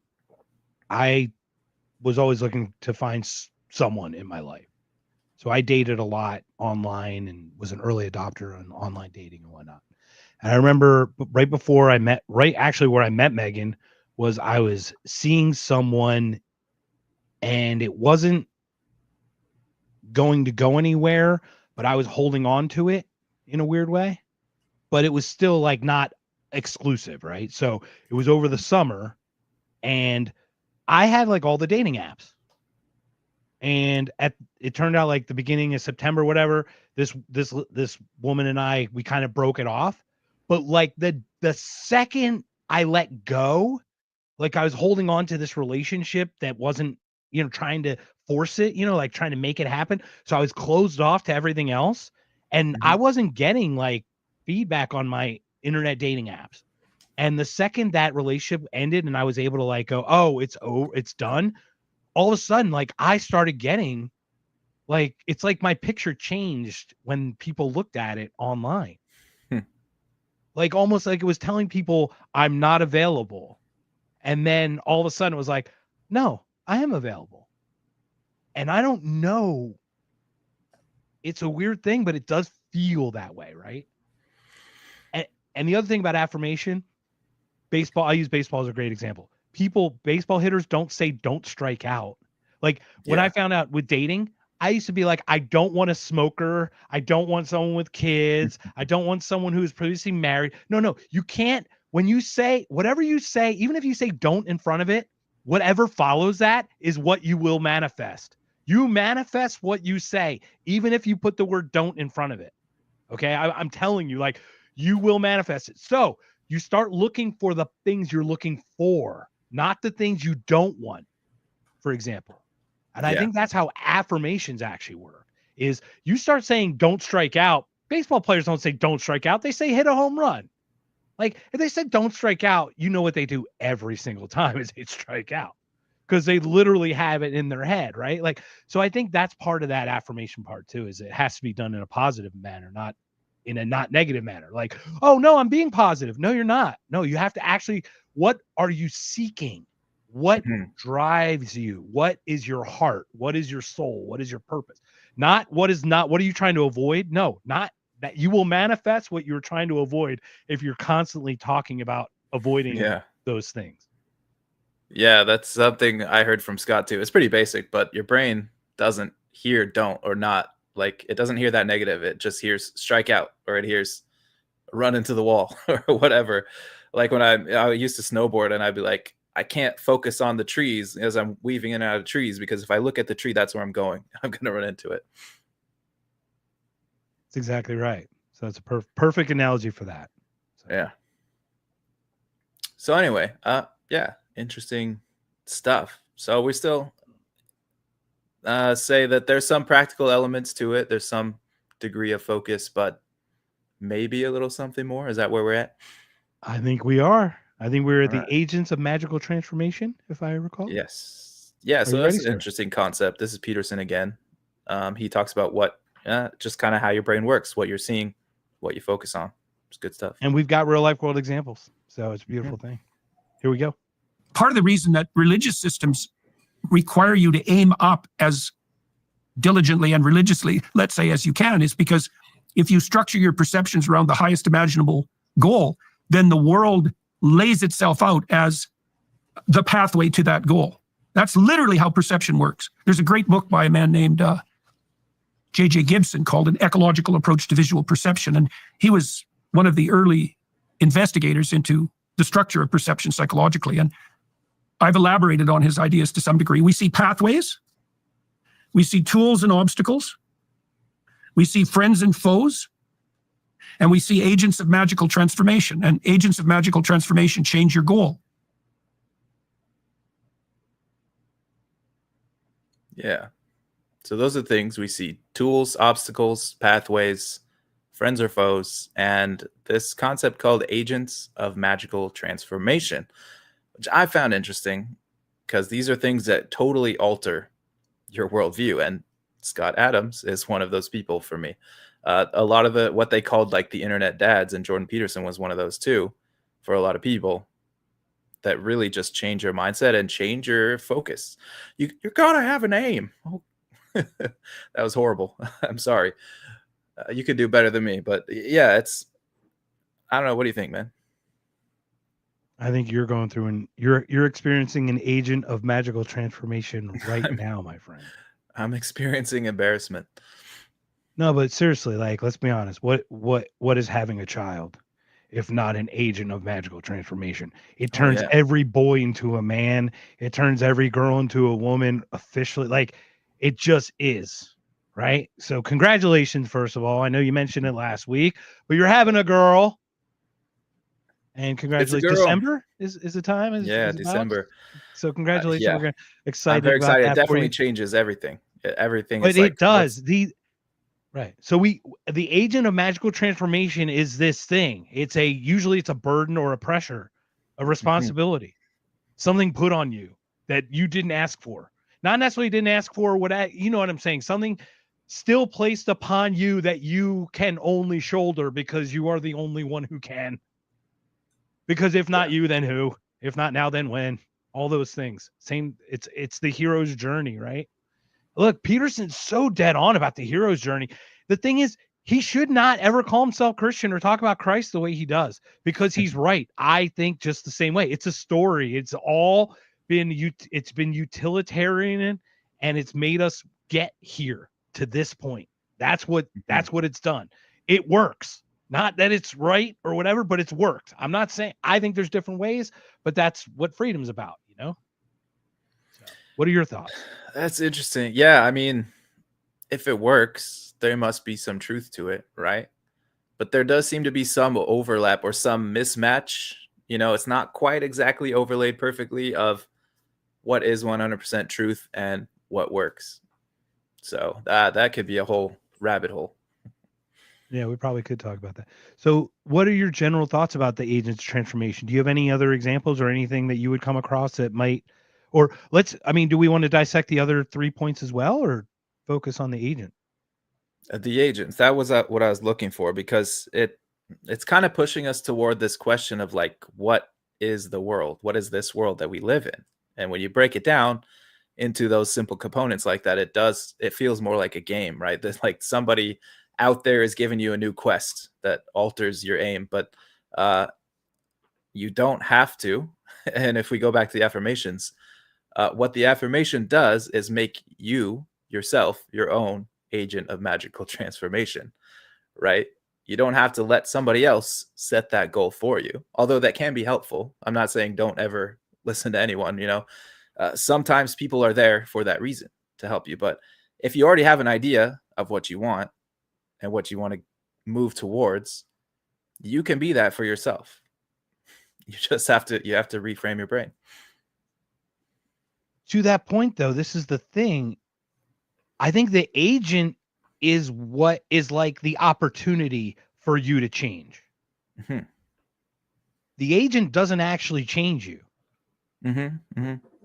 Right? Like, you have the responsibility to be a deadbeat dad or a really loving father. Right? The agent is still the child coming into your life. That's still the agent of transformation, if that makes sense. Do you know what I'm saying? Oh, absolutely. Yeah. So like the agent itself it just is the thing that can allow you the purpose or the meaning or the, you know what I mean? Something for you to glom onto to make yourself get through a challenging time or a future thing in a weird way. Mhm. Right. And it can be just something that you never would have come up with on your own, right? It's Right. something that hits you and you're like, oh, whoa, I didn't even But know as we that grow was up, possible. Yeah. as we grow up, right? Hey, you leave the house. Oh my gosh, I'm a college, or we went to college, so whatever. But oh my gosh, I'm living on my own for the first time in my life. Oh my gosh, I got my own place for the first time in my life. Oh my gosh, I have my own house. Oh my gosh, I have my own this. Oh my gosh, I have my first car loan. Oh my gosh, these are all agents that like change you to be responsible or not. Like some people rack Mhm. up debt, right? And those agents should focus for you to work harder to achieve those things instead of racking up debt for it. But Yeah, that's that a only great gives you lesson that. to take from this all. Is like when those things hit you, you have a choice. You can say, "Ah, crap, my life sucks. This is totally not what I expected. This is not what I wanted to happen." Or you'd be like, "Oh, wow, that's different. Here's a new challenge. Let me take it on, and I'm going to kick ass, and I'm going to be great." It's a kick. It might be in the balls, or it might be like for you, it's not a kick in the balls. You've been this is something that you've been looking forward to, and it's awesome. So congratulations again. But for Yeah. some people, like not that specifically, but like flat tire or car accident. Oh man, again, why am I here at 3 a.m. Trying to fix a flat tire or something, whatever. It's like, well, maybe try to get the morning shift or try to do something else, whatever. So it's to your point is you have to recognize these agents. They are there and they're all around in small, maybe in the smallest Mhm. ways. And I think that's where Jordan was great about is like when he deals with people who can't even get out of bed in the morning, it's like put one foot on the floor. Mhm. That's it. Just put a foot on the floor. Don't get out of bed. Just lower your leg and put a foot. That's day one. Day two is turn towards the edge of the bed. Still one foot on the Yeah. floor, whatever. You know what I'm saying? Like it's Yeah. like these agents we might have to manufacture these sometimes to get through the day too. Right? True. Like Yeah. how many people drive themselves like look at the positivity of Frank Holmes. I'm so inspired by him and I don't perceive the way he does. But Mhm. all he sees is the growth and the positivity. And man, I just want to just drink from that like fountain. You know what I mean? I just wish I had more of that, inside me. Yeah. Yeah. So something you said there, maybe that's a better way to put what I was saying is your affirmations could be a precursor to those agents because once you do those affirmations, maybe those agents were already out there. You didn't notice them. And now that you're focused on it, you see them and it clicks with you and then you do your thing, right? It's a really good point. It's a really awesome point. I like that. Let's continue, So, my friend. yeah, let's keep it going. More about what the world is. So, is the world a place, like Terry was saying, we should just look at objective facts? That should be your basis for decision making. Or is the world a story? That's what we're going to hear from Dr. Peterson. I do understand, as I said, like perception is not what people generally think. Like you don't see the objective world. You literally see pathways, tools, obstacles, friends and foes, and agents of magical transformation. That's the world. Now, here's the weird thing, Scott, is like you could think about that as a narrative overlay on the real objective world. But then if you're a scientist, you think, well, wait a second. We've been selected by an evolutionary process, let's say, to perceive the world in a manner that most contributes to the continuation of our life and our reproductive success. And so we see the world in a manner we describe as a story. Well, how are we to decide that that's not what the world is then?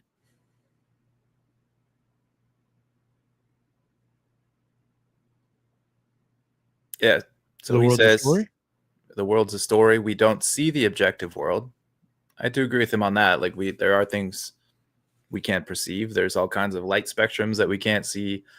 There's so much stuff out there that our brains literally cannot handle, taking in all the information at once. So there's something to that. But do you think the world is a story or is it a place of objective reality? The problem with what he just says, it just blew my mind into asking a million other questions, which is a problem. But before we do this, I'm just pulling this up. David Hoffman or Donald Hoffman was on Diary of a CEO. Everybody know Donald Hoffman at all?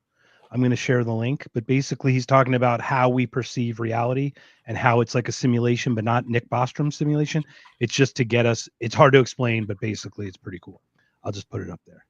So anyway, it's in the YouTube link, everybody, just so everybody sees it. So about this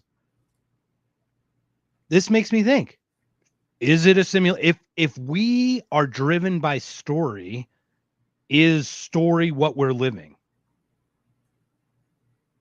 Is that why it's so comfortable to us? Is that like when we hear a story that we can put ourselves in it? It's because how many times have we put this iteration of us inside this glob of cells or your headset or that, you know, I want to be a mosquito this week. Let's see what that's like. You know, I want to be limited. I want to be a dog. I want to know what it smells like to smell other assholes all day. That's what I want to know. You know, whatever. I'm gonna clip that out. And I'm not a pedophile that lives, you know, I'm not a Clinton or anything.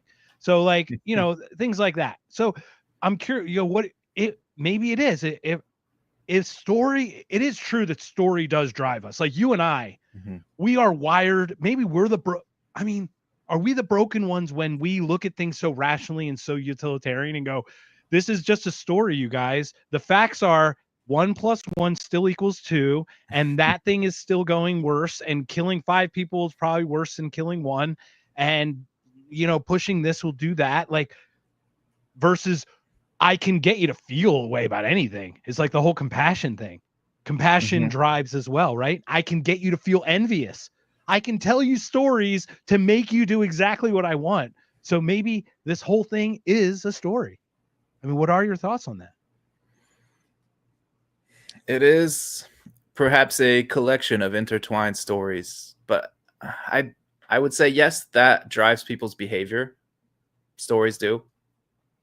But I don't think this is all one big story. Maybe on the grand scheme of like, we were put here and God wants us to go back to heaven, or, you know, if you think about it in the religious context, or there's some test that we're supposed to solve in the simulation. You can think about it that way too. Whatever your preferred flavor is, right? Maybe there's something higher than all of us, right? That would be great. But what people really want is to fit into a story. They want to be a player in the story. And some people want to be the main character in the story, and some people don't. Some people are perfectly happy just kind of being in the background and chilling out, watching what's going on around them. That's fine too. But I think, no, it's not exactly what he's saying. It's, we want to be part of a story. We're easily sucked in by stories.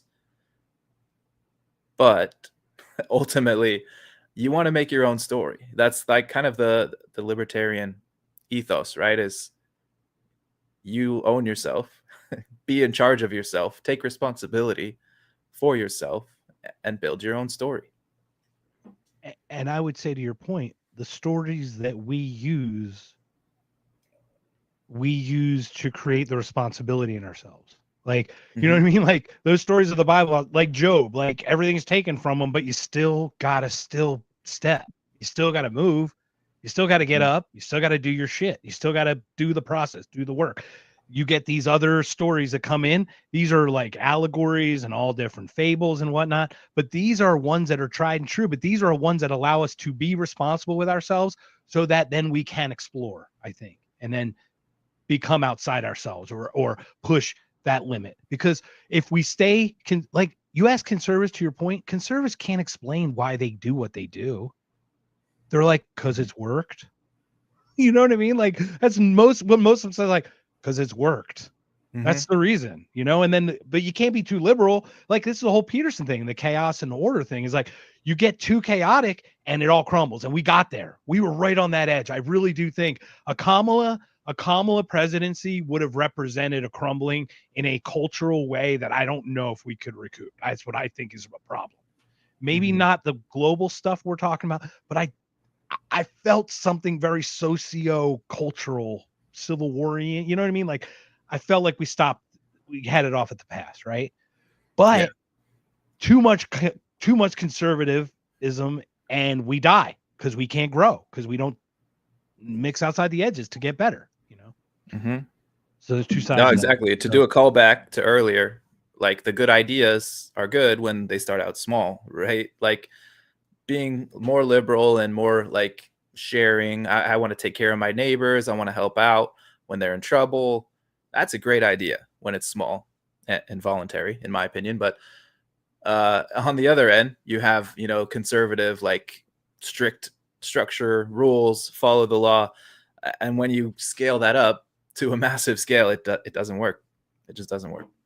Yeah. Hub and spoke works, right? Me to you. Like I'm a central figure for my charity, for example. Like I want to give to you and this neighbor and that. This works. The second you add a second layer of that, now you're fucked. Because that's just the beginning and the end. I mean, it sucks. Maybe that's what it should be. We shouldn't strive to be that great. And I don't mean great. I just mean big. Like the ideas can be big and the things can be big, but maybe like the damage we do or we don't, you know what I mean? To make it big. I don't know. I don't know how to explain it. But. It just involves pulling too many people into a system that doesn't work for them because no system works for everyone. Exactly. We'll leave it at that. My friend. We got another another word from our sponsor, Terry. Oh yeah, what do we got? Your sentence to my articles on my profile. Go check out Terry Batt's articles on her X profile, I assume. There are chapters of a 3-book series that she's writing for middle school age kids, and we're all in trouble now. So sorry, Terry. I'm definitely gonna check it out. I'm actually excited to read this. I'm gonna go see it. It's great. I will admit, Terry's been very kind and shared some of her writings, and it's banger, everybody. It's so cool. The names of the people, it's so cool. I don't even want to spoil it. I don't want to spoil it in any way, but it's so cool. Check out Terry's stuff for sure. 100%. Yeah. Thank you for sponsoring the show, Terry.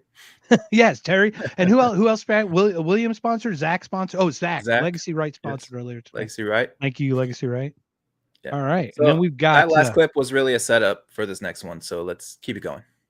All right. So this is a reticular activation. Reticular. Whoa. This one's going to blow my mind. All right. Here we go. I mean, this is literally how we see. So, yeah, I've got a couple of hypotheses I've worked on to try to explain this whole thing so I can understand what's happening to me. You may have heard the term reticular activation. Yes. Where if you think about a certain outcome or a certain situation long enough, you essentially rewire your brain because your brain changes with every experience and everything you learn until you notice things that you wouldn't have noticed. And if you do it right and you're thinking about something positive for you, then you're going to notice that thing. So back to your example of why did I notice the end of a TV show about how to be a cartoonist? And would I have noticed that if I had not been doing affirmations? No, and my answer, I don't know. It seems difficult to account for all of the unlikely coincidences that moved you towards your goal merely as a consequence of a shift in perception, right? I mean, I think that's the best way to account for it to begin with. Yeah, so he's kind of getting on board with what we were saying. Well, you really got to shift your perception. But no, he's saying that it doesn't, it accounts for a lot, the focus thing, but it doesn't explain everything. And so he's kind of agreeing with us, I think. Yeah. It's reticular. So if I'm going to try to steel man or try to explain it the best I can, maybe I'm not understanding, but basically he has a goal in mind. And by having that goal, it's kind of, we have the Bader Manning effect where things start popping out in alignment to that goal that we see on the way. So right now, next week, I don't know if I mentioned this, but I am going to Ron Paul's 90th birthday party. And like maybe my reticular activation was having such a positive experience at Freedom Fest, because Freedom Fest was my precursor to whether I was going to invest the amount of money that I did and the overextension that I'm doing to do this. You know what I mean? Like I am all in on this, right? So like when I went to Freedom Fest, Freedom Fest is like, I looked at it as it's got to be a smash. And I met Free and Decentralize, and I met, all these other people, and it was awesome. And I saw Spike again, and like something about it, that was my activation for me to actually invest in this Ron Paul thing, because that's the bigger goal, is to like talk to maybe meet Dave Smith this week. For example. So yeah, maybe there are ways. Do you have an example in your head that you can see, maybe career wise, that you saw a goal wise and made it happen through that? Did you put that up? Yeah.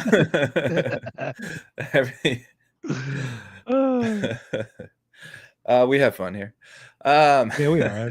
Yeah, everything in my life really has been that. Like I'm like, okay, I'm going to go to school. I'm going to get this degree. Okay, I'm going back to school. I'm going to get that degree. Okay, I'm going to get this job. I'm going to make my college basketball team. Like all those things. Like I just said, I'm going to do it. I focused, and I found the path to do it. I hate you. No, except for podcasting. Yeah. I mean, I did start a podcast, but maybe we got to set some affirmations here. Why? Wait a minute. First of all, I have a feeling this is a banger. This is you and I. This collaboration is good. This is solid. No, it's good. Come on. It's good. Yeah. No, but we gotta set the bar up, way up higher. We are, and I think. Well, this is the thing. The beauty about this is it really started making me refocus this week. Is like, what is it? Because I'm looking at, don't fuck up, Mark. That's all I do is don't walk up to Dave Smith and say the stupidest fucking thing that's going to come out of your face. Yeah. Think smart. So may I say the smartest thing that comes out of your face? Yeah. So this is how it works for me. This is how my negative affirmations work about not saying the stupidest thing. So I'm in Vegas and I'm single, and I'm on the monorail, and I'm at the convention center, and all of a sudden this whole bunch of people pour on, and this very attractive young woman goes and stands next to me. So I decide to say hello, and I go, "Hi, how you doing? What's going on here?" And she goes, "Oh, it's a custodial service convention." And so like in my don't fucking say the stupidest thing, Mark, I said, what's the newest in urinal cake technology this year? That's a smart question. I think that's a good one. I thought it was brilliant. She did not think it was so brilliant. Oh my gosh, that's great. That made my day. Yeah, I should have. We should just end it there. We should end it a lot of places, but no, we're not ending it here, sir. We are not done. We are not done. We got to.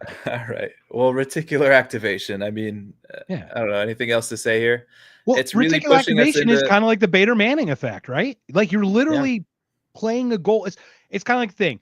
You want to buy like the hottest new car. All of a sudden, you see them everywhere on the road. You see them pulling out of every street corner, right? That car that you want is everywhere.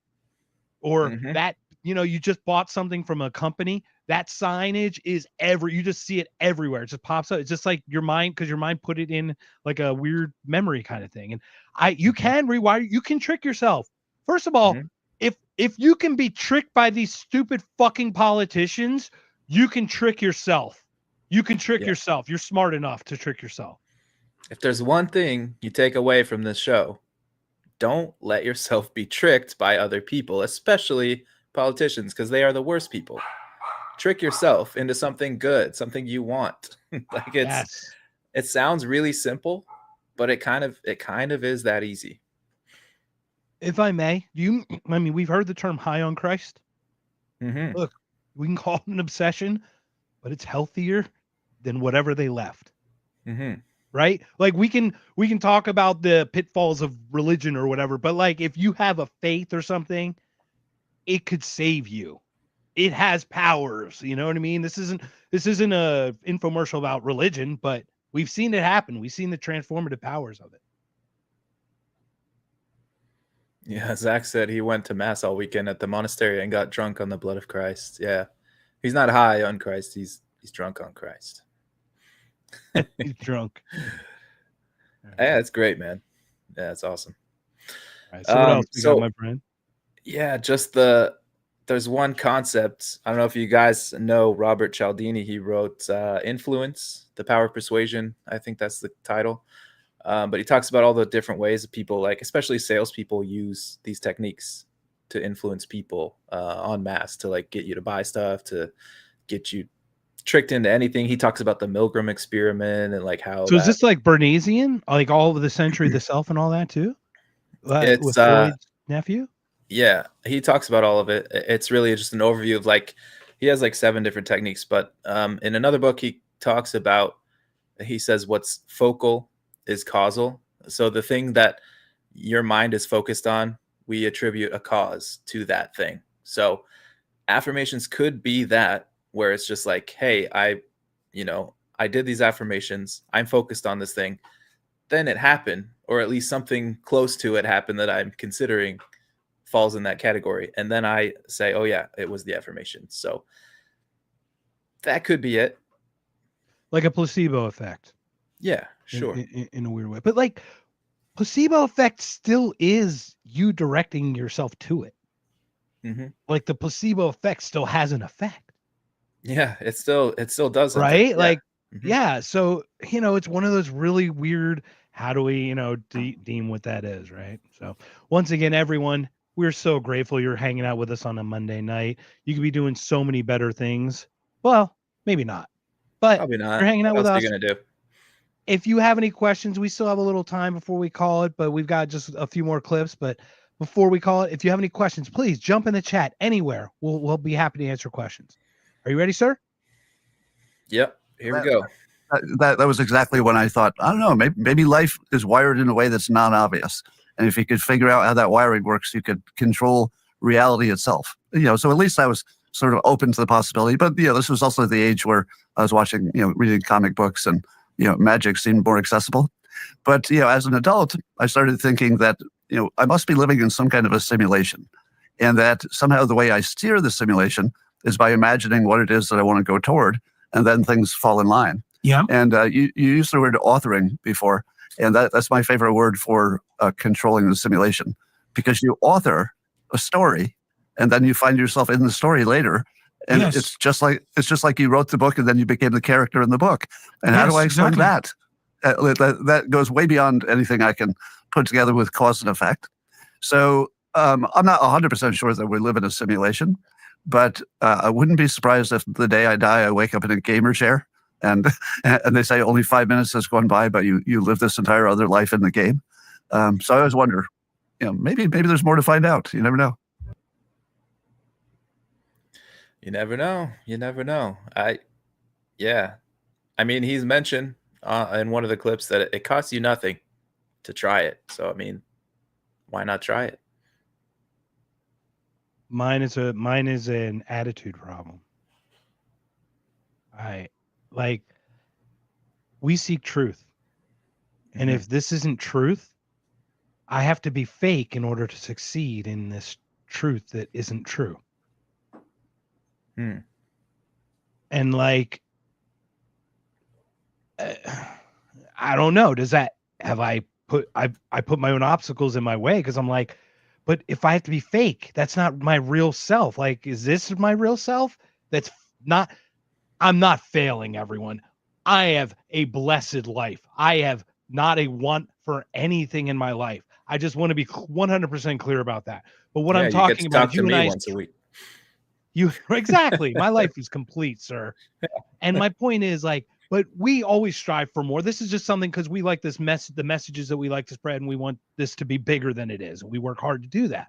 We put a lot of time into it. Look at all the work. First of all, let's give it up for Jason this week. Jason clipped all the clips, made the notes. He made that intro, that banger intro that you saw earlier today. So give it up for this gentleman over there. He's over there. But don't draw attention to me. I'm just a guy. The truth is, we work really hard, but it's like, what obstacle must I be putting in my place? Because I don't think it's from lack of an effort thing. It's got to be an confidence. I'm not ready because my psyche's not ready for the shit. Maybe. No, I totally know what you mean. I like the fake stuff, like trying not to be fake, trying to be authentic. But then why? Like, who says that's what you are? I'm not saying Yeah, it's if easy. it's not a I'm not reality, saying how do it's we easy. know? I struggle with the same thing, but it's like, when you logic through it, it's like, why? Who says? Who says that I am this? Like, I could to be totally different tomorrow, but then you have to deal with people that know you and can see that inconsistency, and they're like, what happened to you? And then you're like, oh yeah, never mind, let me go back to my shell here and just crawl in a hole.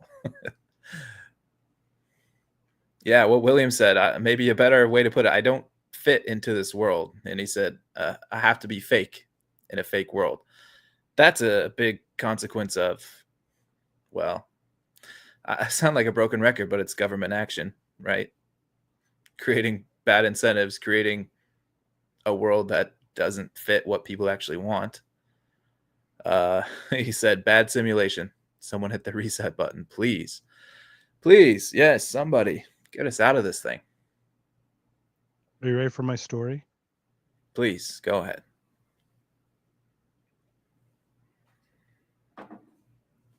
Grain of salt, everybody. This is going to be the end of any career. If we ever do get to a next level, this will knock us right the fuck back down. I promise you. I am not from here. I am a switched out soul from Sirius, everybody. I am Syrian in nature. I was brought here. I was sent here to watch it all end. I am just an observer to watch it all end and report back. I fucking hate that that's how I perceive my world. But that's how my world's perceived. So like when I think, and dude, the introspection I've gone through, like I'm trying to figure it the fuck out still with what's going on. And all I keep coming back to is, because this, to your point, the simulation, the soul, whatever this is not permanent, but it does add to this collective conscious thing.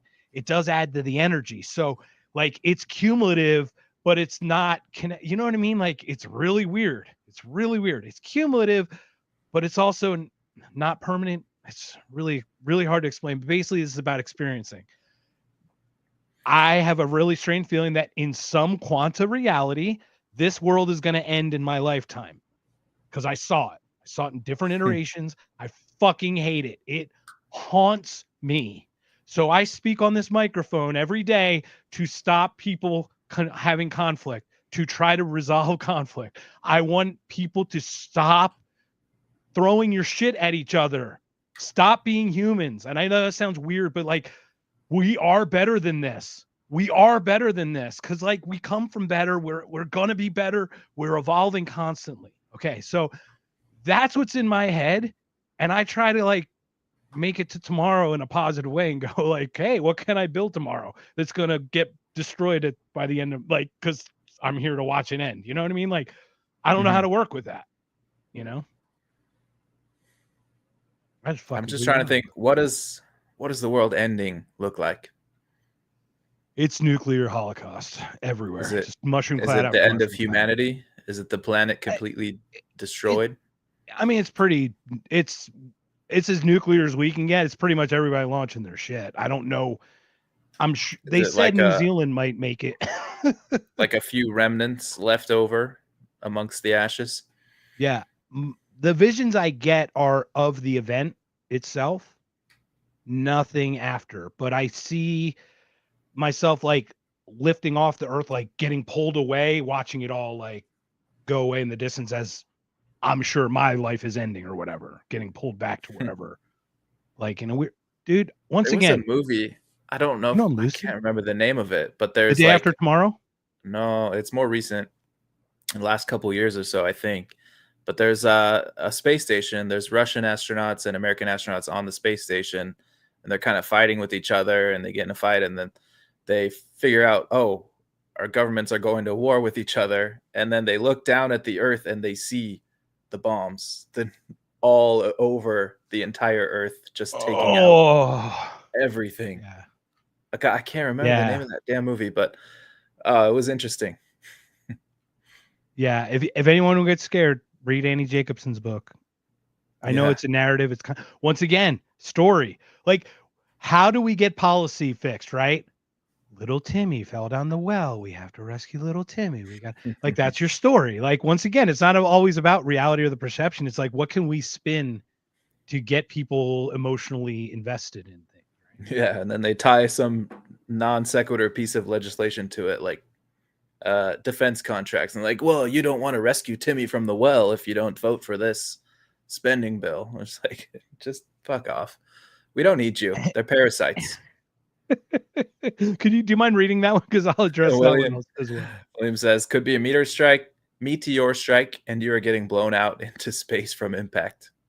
It could totally be asteroid impact too, but basically it was just absolute destruction. I think it was human done, but once again, I also think it's quanta. I think there's change. I think things change on a molecular level or a quantum level, and if you make changes, then the future can't. I don't think it's all predetermined. I really don't. Or all the options are going to happen. So we're just one of the options, and maybe like this technological people that sent me here know which one of the branches are going to do what.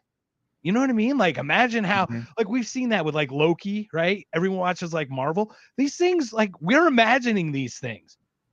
Well, if we can imagine it and we're still monkeys throwing shit at the wall, I mean, give us 1,000 years and we might figure that shit out. You know what I mean? Like, without us blowing each other up, we start working together, we can figure out this stuff with, like, oh my God, this time, oh yeah, this is the timeline it's going to end. And it doesn't matter. We can send people there because, like, this whole thing's still collective, and you come back to whatever the source is of the simulation, and you go back, and then you get sent out to experience again. So it's like, it's not impactful on your soul, but it is impactful on the rest of the universe in a universal way. Mm-hmm. And maybe stop smoking that. Roman said, Mark just told the plot to my song, The Traveler, for Volume 3. Remind me to tell you a story about that song. Really? Yeah, man, you should come back and talk to us.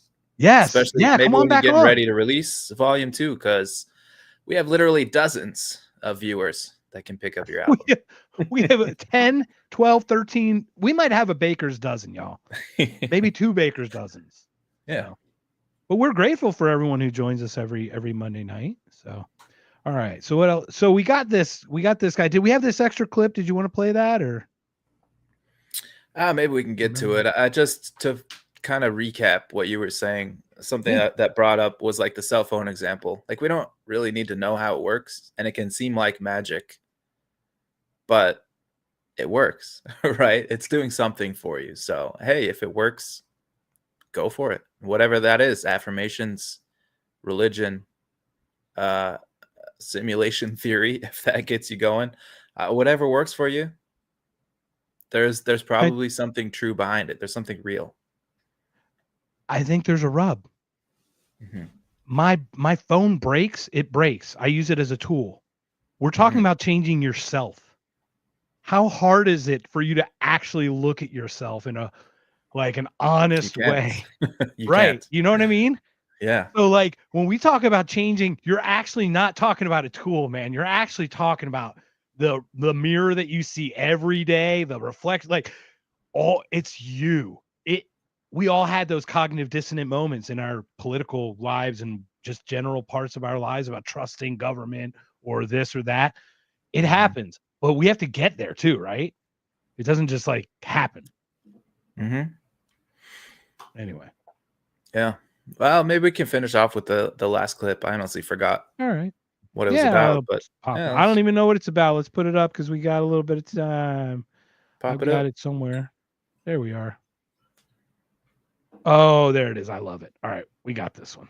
The claim is that it's compassion and concern with fairness that drives concern with, equitable wealth distribution. But if you do a careful analysis, it's malicious envy that's doing a lot of the work. And so I've become more and more skeptical of those, you said things start out good and then deteriorate. And I wonder to what degree that's the case, because that malicious envy, 2 things, and I'd like your comments on them. That malicious envy certainly plays a role. I mean, that's a story as old as time, because that's the story of Cain and Abel. And then there's also this proclivity for people to use God's name in vain, so to speak, which I did a very careful analysis of that commandment, trying to understand what it meant. And Really, dude? what it means God's is name in vain. don't claim moral virtue when you're feathering your own bed, right? And so you could imagine that the most egregious error you can make is to do something corrupt and then to sanctify it, right? And there's a tremendous amount of that that characterizes our culture now. I think much more than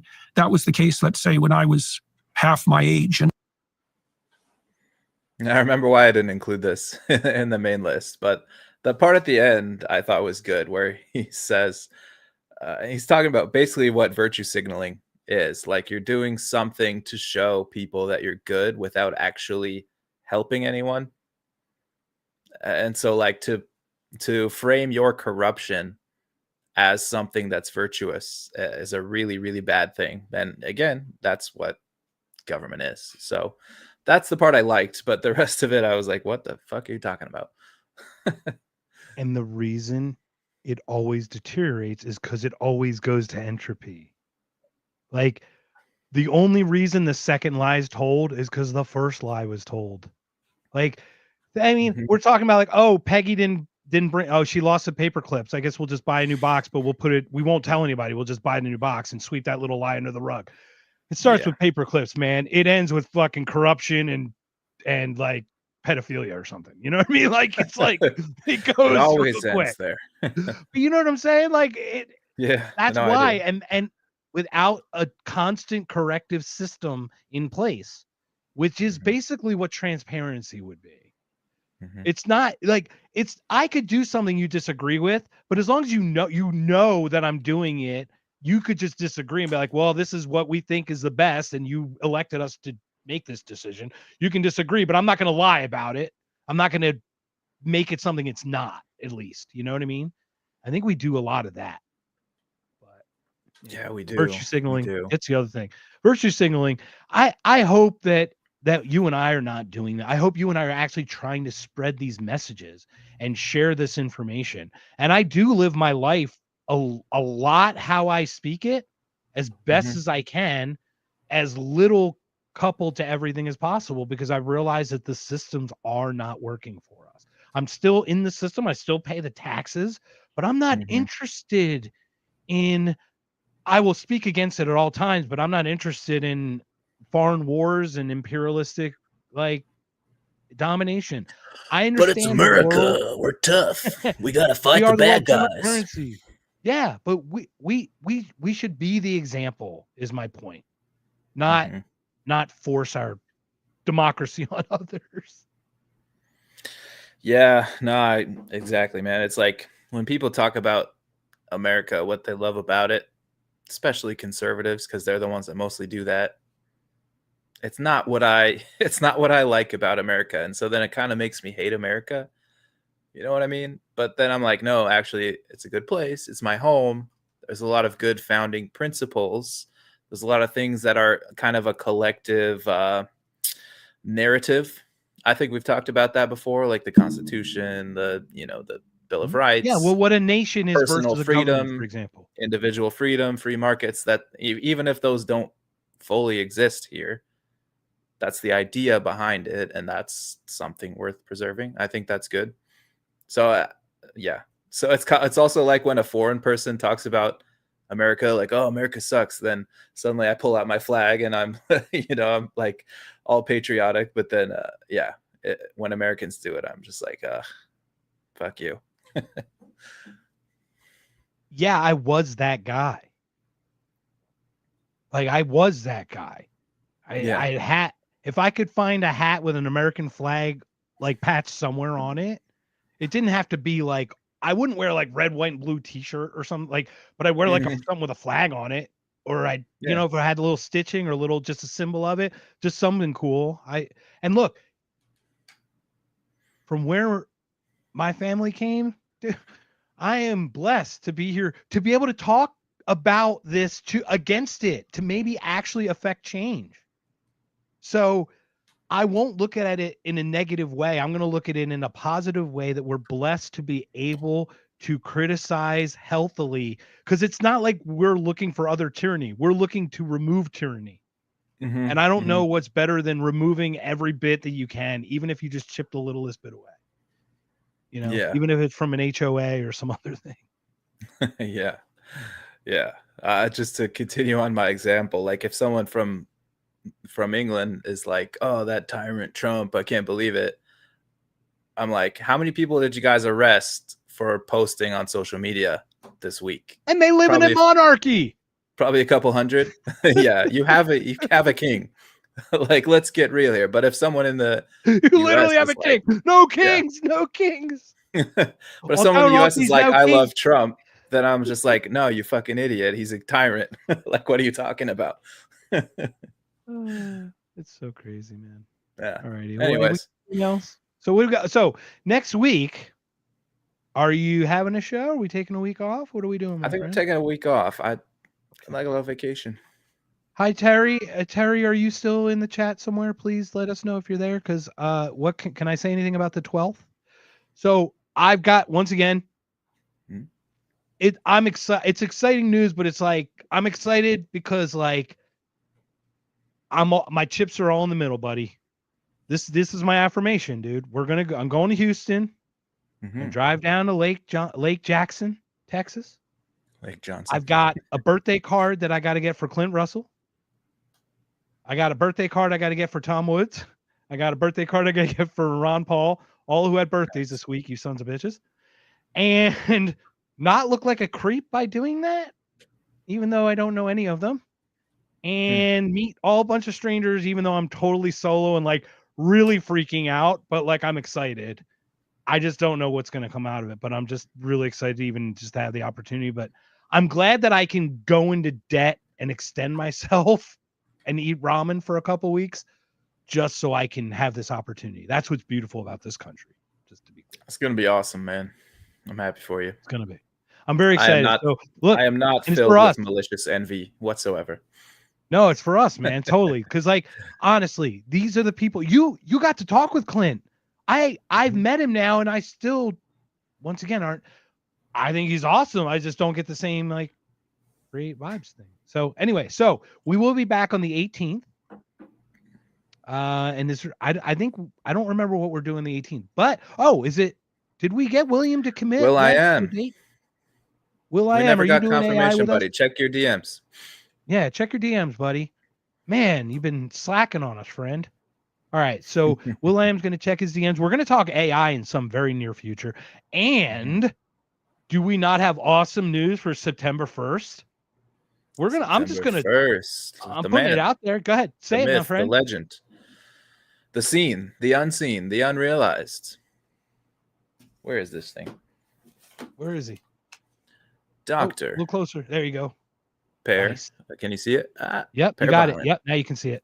Yep. Per Bieland, if you use the Swedish pronunciation. Per Bieland. So he'll be there. And then I think we're going to have Per on again on the 17th, which is a Wednesday.